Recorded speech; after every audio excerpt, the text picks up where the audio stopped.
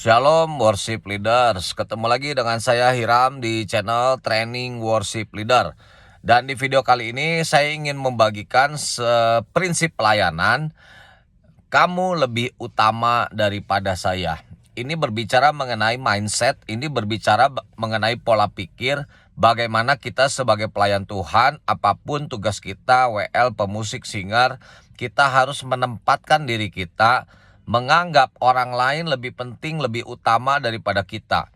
Dasar firmannya ada di Filipi 2 ayat 3, saya ambil hanya bagian B-nya saja. Demikian firman Tuhan.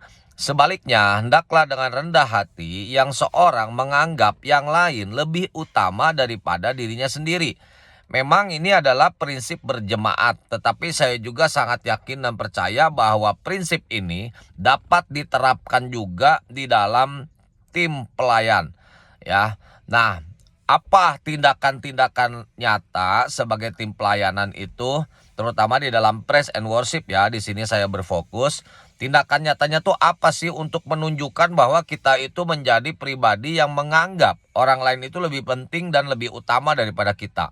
Ya, yang pertama itu sederhana saja. Dalam latihan atau pas hari H-nya, datanglah lebih awal.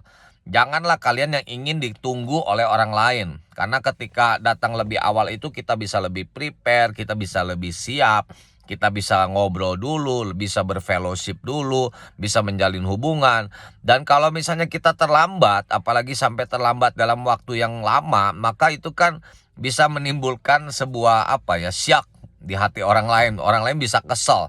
Apalagi kalau kamu misalnya di dalam sebuah tim ya, kamu WL-nya misalnya. Kalau WL belum ada kan nggak bisa jalan latihannya. Atau kamu music leadernya, entah kamu keyboard atau kamu main drum misalnya. Ketika kamu tidak ada ya tidak bisa dimulai, dan misalnya dimulai pun nanti harus diulang lagi gitu. Datanglah lebih awal untuk menunjukkan kalian itu lebih menganggap yang lain lebih utama daripada dirinya sendiri. Dan karakter ini tentu saja adalah karakter Kristus, di mana Kristus itu ya selalu menganggap kita manusia yang berdosa sekalipun, tetapi dia rela mati untuk menebus dosa kita. Nah, selanjutnya hal-hal teknis. WL tidak boleh memaksakan aransemen atau musik ya. Biasanya di interlude. Interlude itu ketika musiknya doang gitu. Biasanya musik memuji Tuhan. Nah, ini yang membebani pemusik gitu. Jadi WL ini terlalu banyak maunya. Dia ada satu sifat egois yang ya gua nggak mau tahu gitu. Pokoknya lo harus bisa. Bagian ini harus begini, bagian ini harus begitu. Pengaturan musiknya, aransemennya, saat interlude-nya musik memuji Tuhannya tuh dia tuh bener-bener pengen sesuai yang dia mau, tanpa melihat ini pemusiknya nih belum sampai skillnya gitu loh. Ya, saya pernah latihan praise and worship itu sebelum tampil ya, sebelum ibadah itu sampai satu lagu itu 1 jam. Saya dulu waktu itu jadi singer, ini WL-nya latihan 1 jam, kita bengong aja singernya gitu. Ya berdiri aja gitu. Satu lagu loh, diputer-puter, diulang-ulang. Ya, saya rasa kita jangan seperti itulah ya. Kita mesti bisa memiliki win-win solution gitu. Harus cari solusi yang praktis, yang singkat, yang ringkas, jangan membuang waktu terlalu banyak. Intinya supaya semuanya ini, tim musik ini bisa kompak gitu ya. Dan tentu saja tadi kan bicara menganggap seorang yang lain lebih utama dari dirinya sendiri itu ya tidak egois ya. Selanjutnya sebagai pemusik itu harus bertanggung jawab mempelajari lagu yang sudah dipilih oleh WL. Jadi jangan sampai ketika kamu itu datang di waktu latihan, entah latihannya mungkin di Sabtu atau di Minggu sebelum ibadah, itu dia nggak tahu lagunya apa. Ya, terus dia nggak tahu chordnya apa, nggak tahu kuncinya apa, nggak tahu stylenya seperti apa gitu kan. Nah, sebenarnya kan sekarang itu udah ada Google gitu, bisa dicari chordnya di situ 1 menit aja ketemu. Kalau dulu mungkin bisa lebih repot lagi kalau misalnya nggak tahu lagunya kan. Kalau sekarang kan tinggal ada usaha, kita pelajari lagunya tuh harusnya pemusik itu sudah bisa. Nah, kalau misalnya WL juga, nah ini selanjutnya, poin selanjutnya, WL itu jangan memilih lagu baru yang terlalu banyak. Terlalu banyak tuh berapa? Dua tuh udah terlalu banyak. Karena akan membebani singer, membebani juga pemusik. Dan juga jemaat juga kan kalau dalam satu ibadah ada 2 lagu baru, ya pasti jemaat juga jadinya terbebani gitu kan. Belajar lagu, misalnya di pembukaan belajar lagu, nanti pas sebelum firman belajar lagu lagi. Itu jangan sampai terjadi, karena ada satu konten saya bicara juga bahwa lagu baru itu maksimal 1. Nah, selanjutnya juga WL juga menyanyikan lagu ini, memilih lagu ini yang sudah dikenal oleh jemaat. Jangan cuma dirinya sendiri yang tahu ya. Masuknya apa? Mungkin nih dia pilih 5 lagu, 3 umum, tapi 2 nih cuma dia yang tahu. Tapi dia bilang ini mah lagu lama. Tapi jemaatnya nggak kenal, ya nggak bisa begitu juga. Jadi kita juga kalau misalnya pelayanan di sebuah gereja baru ya, itu kita mesti koordinasi dengan koordinator praise and worship-nya juga. Udah milih lagu, kasih, terus tanya gitu. Ini kira-kira yang udah dikenal jemaat dari 5 lagu, semuanya udah kenal belum? Kalau udah kenal semua ya udah aman. Kalau misalnya koordinatornya bilang, oh ini 2 nih belum pernah dinyanyikan, dikurangin 1.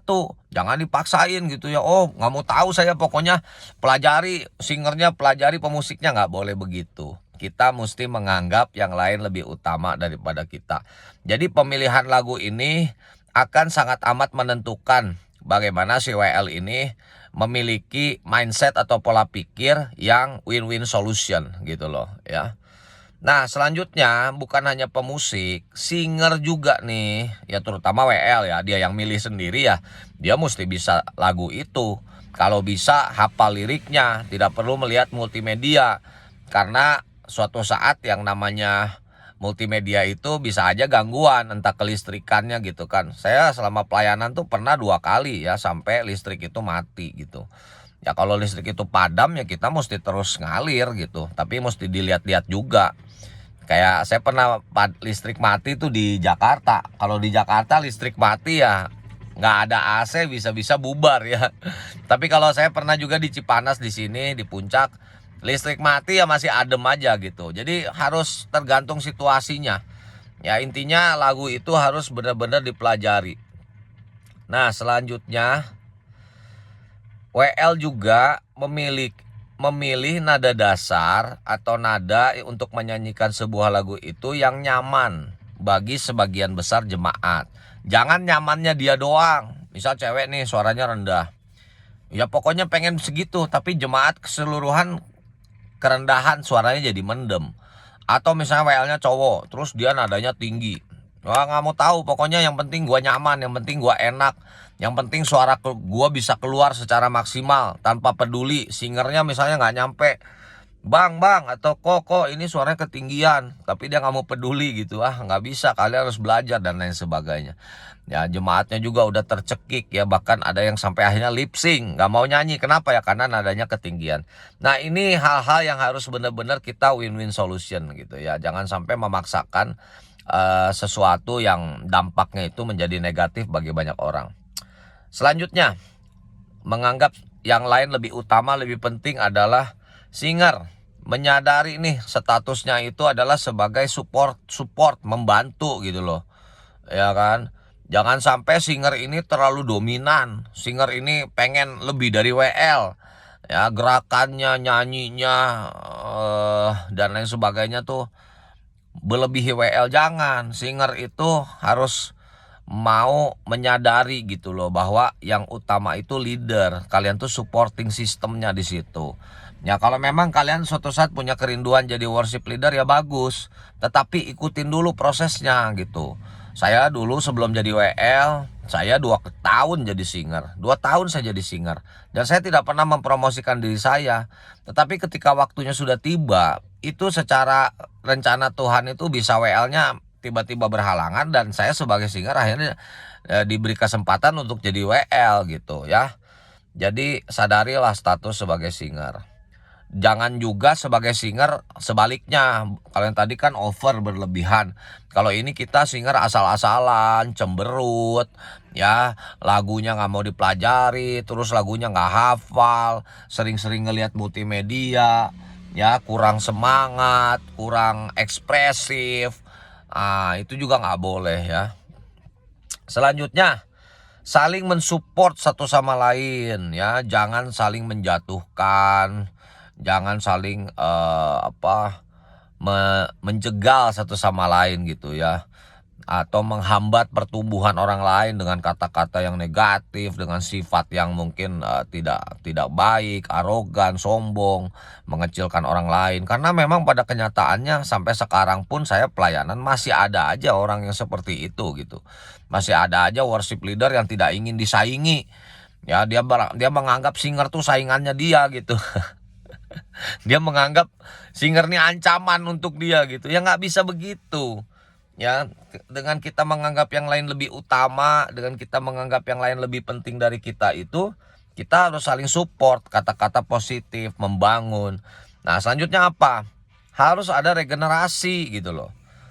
Pemusik harus bisa ada waktu mengajarkan, memberikan ilmunya kepada orang-orang yang punya kerinduan untuk melayani. Jangan pelit ilmu.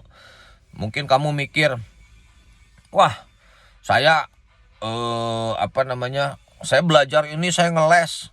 Ya, saya ngeles di sekolah musik yang mahal. Saya kuliah S1, S2 untuk bisa dapetin skill ini.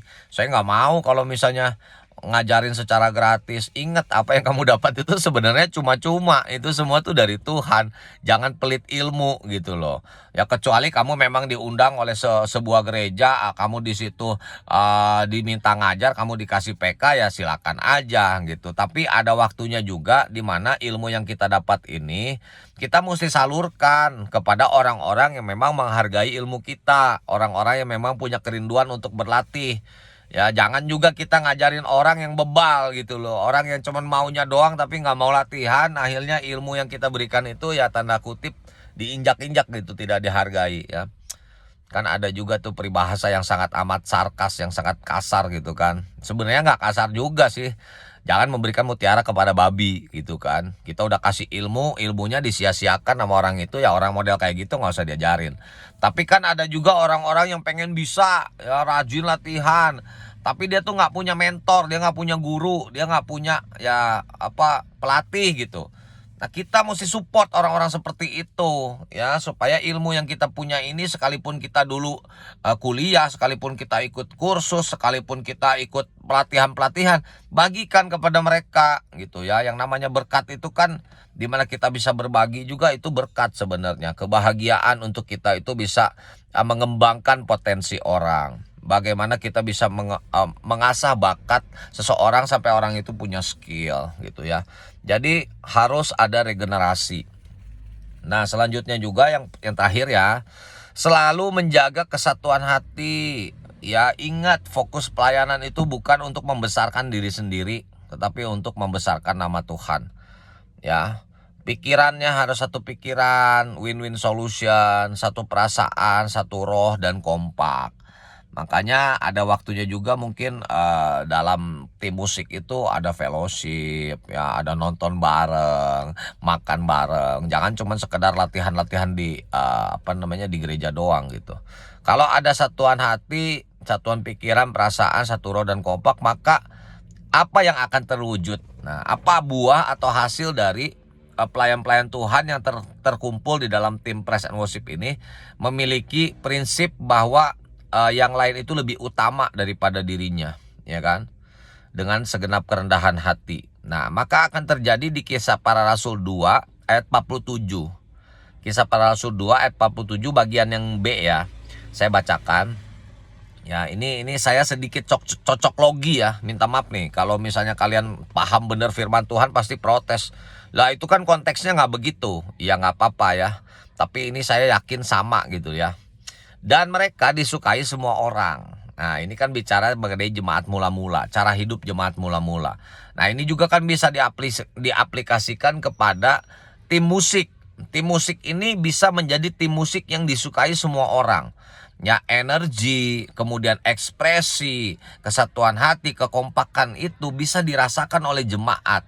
Ya, tidak bisa dibohongi gitu loh. Tim PW yang kompak itu akan memberikan energi, impartasi roh sukacita dalam pujian, dalam ucapan syukur, kemudian akan mengundang hadirat Tuhan di dalam penyembahan, ya. Karena praise and worship ini adalah salah satu dari, menurut saya ada 3 unsur penting ya. Selanjutnya ya silakan tambahkan saja. Unsur pertama itu adalah fellowship di dalam gereja. Unsur kedua adalah praise and worship, dan yang ketiga adalah firman Tuhan. 3 unsur ini adalah unsur yang penting, elemen penting, bagian penting dari sebuah ibadah. Nah, kalau tim praise and worship ini bisa menjadi tim praise and worship yang anggotanya memiliki kerendahan hati, dan kemudian ada kekompakan kesehatan di situ, maka saya lanjutkan ayat Kisah Para Rasul 2 ayat 47 bagian B, saya lanjutkan. Dan tiap-tiap hari Tuhan menambahkan jumlah mereka dengan orang yang diselamatkan. Saya sangat percaya bahwa ini adalah kunci mindset pola pikir pelayanan dengan kerendahan hati. Maka ketika tim praise worship ini solid, kuat, akan ada jemaat-jemaat baru yang ditambah-tambahkan di gereja tersebut. Karena saya sangat yakin bahwa salah satu tujuan gereja itu harus bertambah secara jumlah jiwanya.